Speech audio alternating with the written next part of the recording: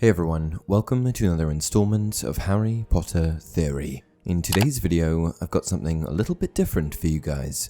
Now, it shouldn't come as a surprise to anyone that in the vast world of Harry Potter, there have been countless fanfictions, what-ifs, and alternate endings written by the loyal fanbase. However, what you probably didn't expect to hear is that one group of Harry Potter fans who operate under the name Botnik Studios utilized an algorithmic tool to rewrite a couple of pages of Harry Potter content. The result, probably unlike anything else you've heard before.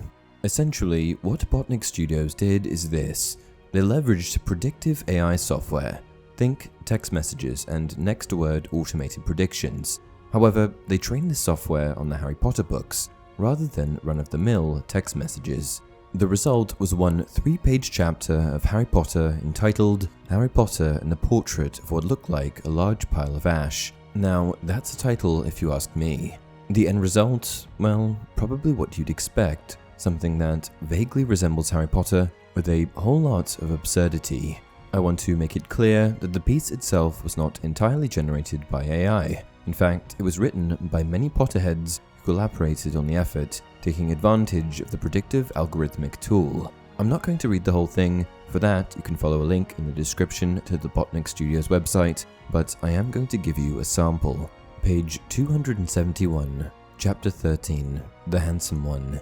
The castle grounds snarled with a wave of magically magnified wind. The sky outside was a great black ceiling, which was full of blood. The only sounds drifting from Hagrid's hut were the disdainful shrieks of his own furniture. Magic. It was something that Harry Potter thought was very good. Leathery sheets of rain lashed at Harry's ghost as he walked across the grounds towards the castle. Ron was standing there and doing a kind of frenzied tap dance. He saw Harry and immediately began to eat Hermione's family. Ron's Ron shirt was just as bad as Ron himself. "If you two can't clump happily, I'm going to get aggressive," confessed the reasonable Hermione. Page 272. "What about Ron magic?" offered Ron. To Harry, Ron was a loud, slow, and soft bird. Harry did not like to think about birds. "Death Eaters are on top of the castle," Ron bleated, quivering. Ron was going to be spiders. He just was. He wasn't proud of that, but it was going to be hard to not have spiders all over his body after all is said and done. "Look," said Hermione, "obviously there are loads of Death Eaters in the castle.